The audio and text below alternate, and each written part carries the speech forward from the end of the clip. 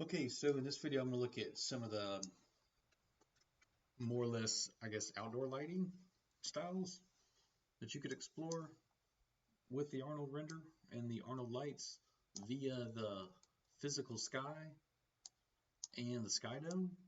And within that, I'll kind of talk about HDR lights and I'll go over basically what that is. Okay, so if you got your models here, and what I did here is just this little Arnold surface shader applied to it. I didn't mess with any attributes, just colored it this. This right here is a chrome preset. That's why it's black in the viewport. But if I go up to the Arnold render view, nothing happens because there's obviously no light in the scene. So sometimes just like to go ahead and get me there where I need to see things at, and I honestly think it's really powerful is just the physical sky.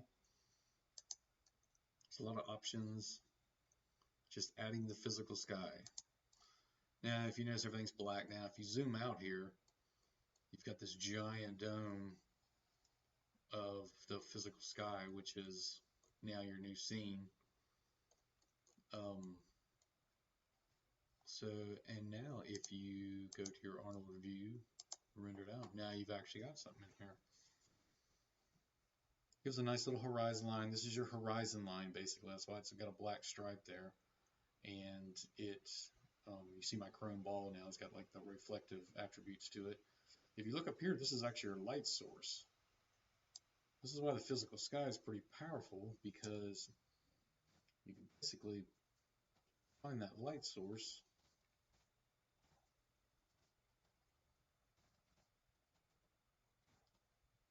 below the, there it is right there.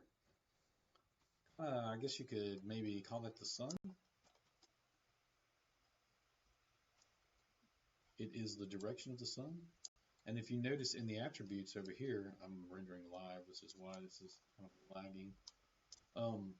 If you notice over here, you got your attributes. Over here, you can actually mess with the elevation of the horizon line. You can't really get rid of the horizon line. It's always going to be there. There are ways around it, I have found, which I can go further on. Usually whenever I'm applying it to something, though, I will either negate out the background, or I'll build up a wall or something so you don't really see it, or I'll just use the light in itself. And like I said, don't render out the background if you just turn this down to 0. But before I get to that, you've got different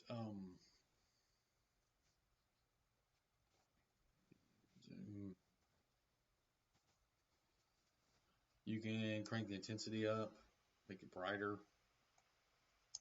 I don't like that. I just like it straight out of the thing at 1. You can take the sun, disable the sun.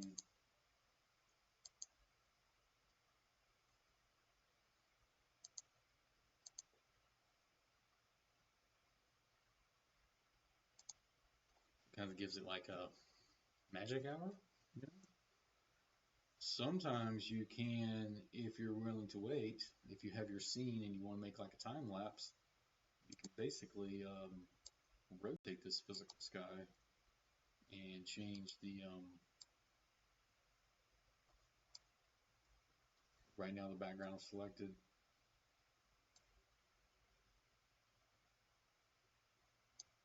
Changing the direction of the shadows, which obviously, you know, take a while, but it is actually animatable. So if you've got some time-lapse stuff you want to display and you want to render a scene out from going the sun over here to there, you know, you could just do that, move it a notch every time.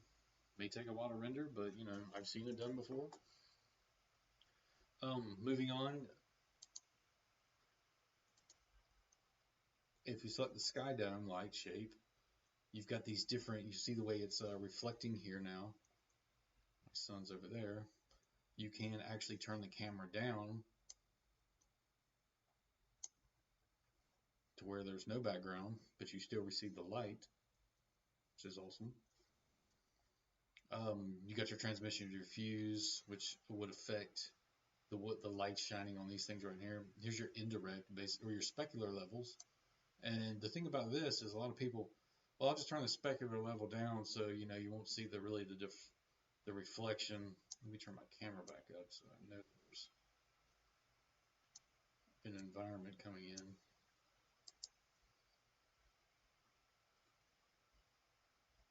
Camera back up and turn the specular level down.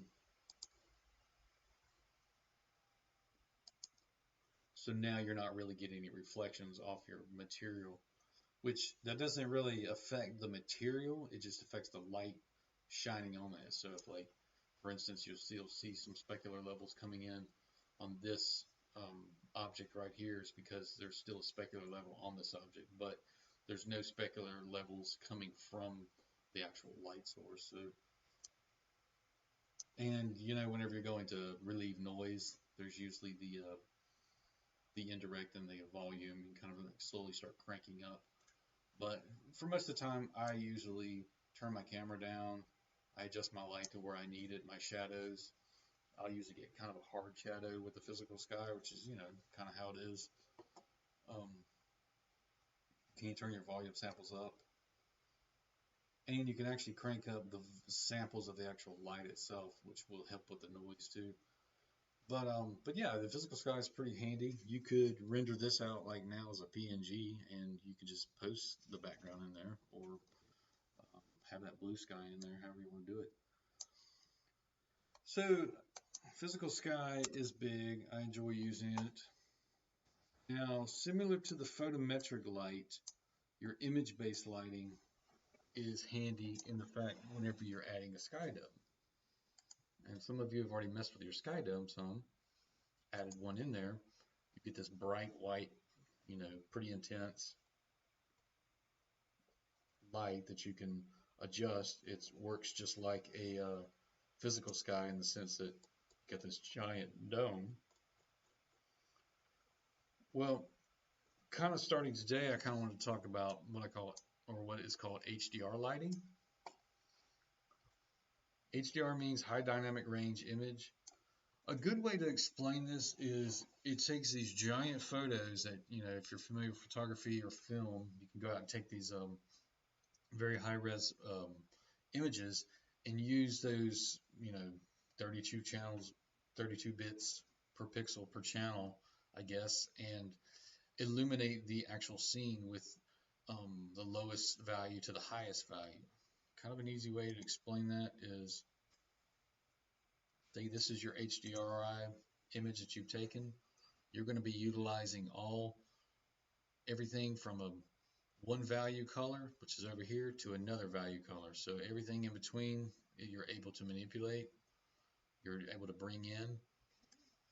A lot of people go out and take their own HDRI images. There's a million of them on. It's a really nice day today. If I were to go out and take a panoramic type shot, or shoot into a like a big giant Christmas ornament, you could get a shot out like a raw image, bring it as a raw image, and save it as an HDR, like a raw file, and bring it in and use that file, because it only really affects with HDR, which is .hdr file, the high definition.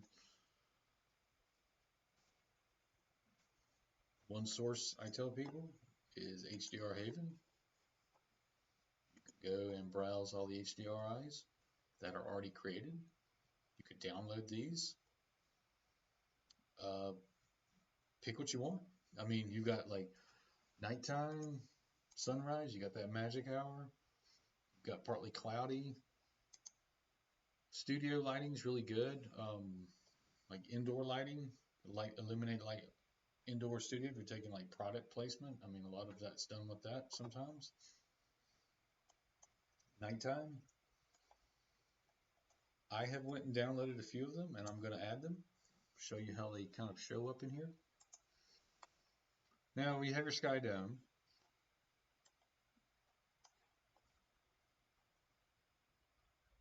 You want to make sure that I get with the file. Run your clacker here. Immediately this comes up.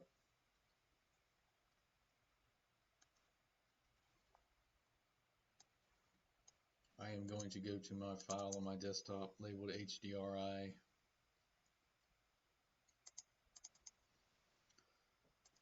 Whenever I downloaded a bunch of files from the HDRI, when I got in the JPEGs, the TX, this is what the only thing really that's going to be of use is this .hdr.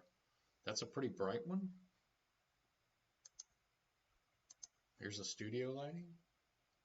I'm going to try this Tears of Steel Bridge HDR lighting. .hdr. I'm just going to load it in there. As you can see, it is pretty light.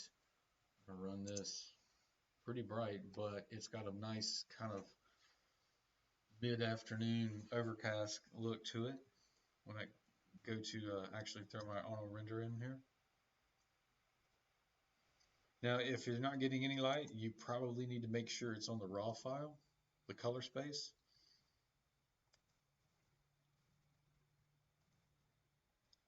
Would help immensely. Sometimes you may not even be able to see it.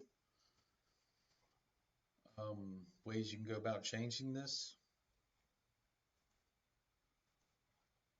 See, there's the resolution. I think that file, I checked it in Photoshop and it was 1024. This is the derelict highway name. Let me try that one so I know exactly what the resolution is. I'm gonna go change it because I know I have that HDR file. I think it's really bright though.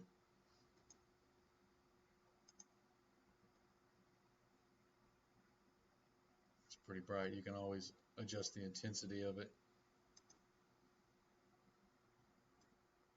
Turn it down a little bit. And notice reflections are looking nice. You're going to get reflection of what is on that image. And we'll address that later. So I know this image is exactly 1,124.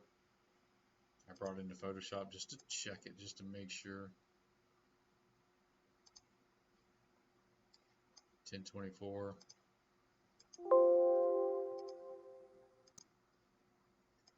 Change this. Sometimes it helps for the noise. I'm going to turn my camera down just like I did with the Visible Sky. That doesn't alleviate the specular level, the reflectivity. You're still going to get that image in there. You can turn that down by your specular if you wanted to. But you lose a lot of the colors, I guess.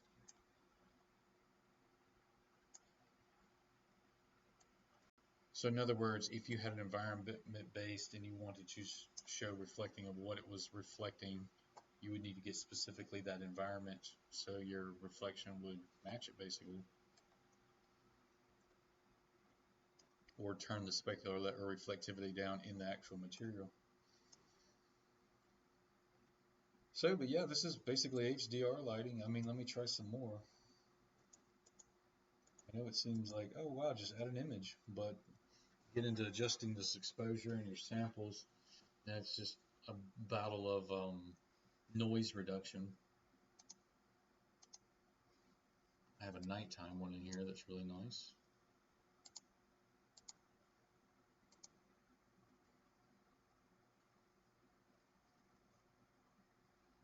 See, it's getting some of the light noise from the actual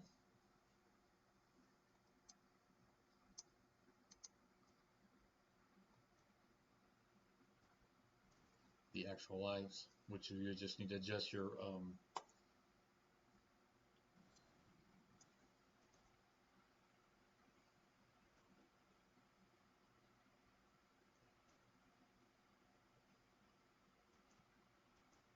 kind of a game between that and the render settings. Adjustments, I usually crank these up. 3, 3.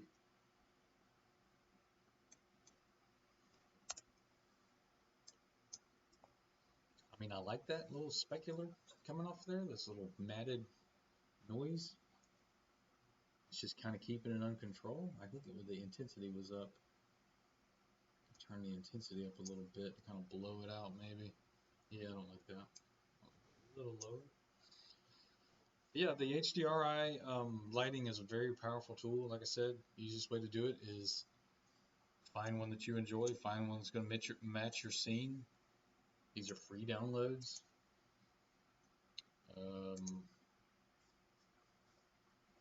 Download. How do I download? I don't think I download them from this site. Oh, there you go, right here. You may have to sign up for certain of them, but there's many HDRI websites that you can download stuff from. Now, whenever you go adding spotlights and stuff like this in here, it's just basically a matter of you cranking the intensity up on like the common lights. Kind of see what's coming in right there.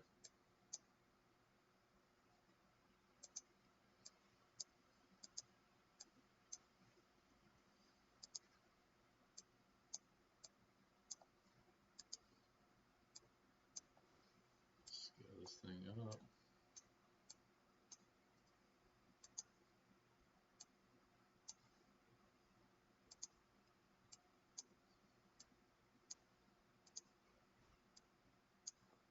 This is obviously something you see. It's kind of there, but now you've got to kind of really crank it up to get a view of it. It's coming in as a white. Most of the time with the spotlights, it's starting to come in. Let me put some volumetric lighting in here and see what happens, and that'll be the last thing I do with this.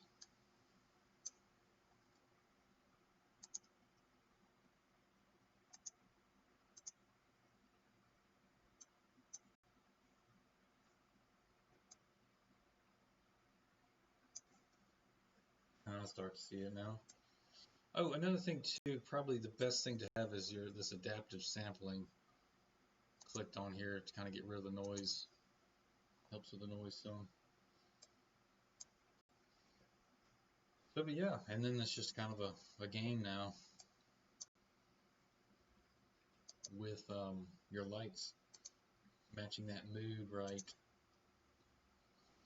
So always use your patch tool when you're kind of rendering to see how things are going to look before you sit there and wait for one image, and then finally whenever you're happy with it, kind of click off of it and just kind of let it finish out its render like it's doing now. I'll pause this till it's finished and then we'll end the video.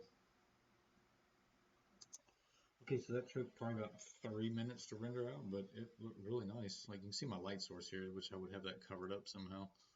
But this right here turned out pretty good. I just kind of did this on a whim, but obviously if I had this out, I would not have this background in here. But the surface shader with that light source coming in with these reflections looks pretty awesome, I think. So, but okay, yeah, HDRI Heaven is where to go to find them, download them. Physical Sky, Arnold HDRI lighting. We'll do a lot more of this, I think, when it comes to outdoor lighting and stuff. Like if you got your gallery outside and you kind of want to just drop some lighting on the outside and then kind of beef it up with some area lights or some spotlights, go ahead. So, okay, that's it. Thanks for watching, guys.